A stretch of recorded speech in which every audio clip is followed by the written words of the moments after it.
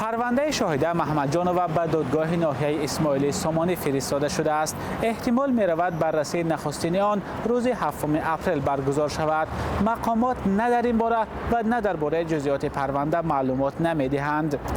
ولی منبع‌های آگاه از پرونده با شرط ذکر نشدن نامشان به رادیوی آزادی گفتند شاهده محمد جانو در جریان تفتیشات عیب‌نامه را پذیرفته است، یعنی اعتراف کرده است که با سازمان ممنوع گروه 24 همکاری داشته است. دلیل چنین همکاری گویا از تلفن دستی او دریافت شده است.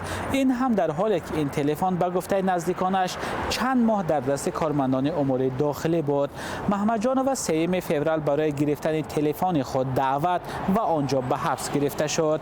این هم معلوم نیست که اعتراف محمد جانو تحت چه شرایطی صورت گرفته است. پیشتر پسر او بلاگر شیرزاد اعلان داشته بود که مقامات آزادی مادرش را در عوض بازداشت او وعده کردند.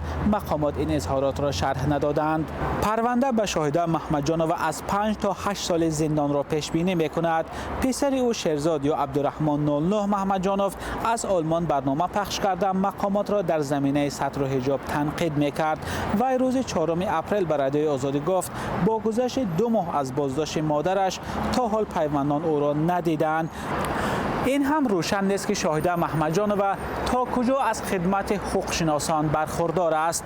مخالفان حکومت تاجیکستان بازداشت او را فشار به آزاد اندیشان نامیدند.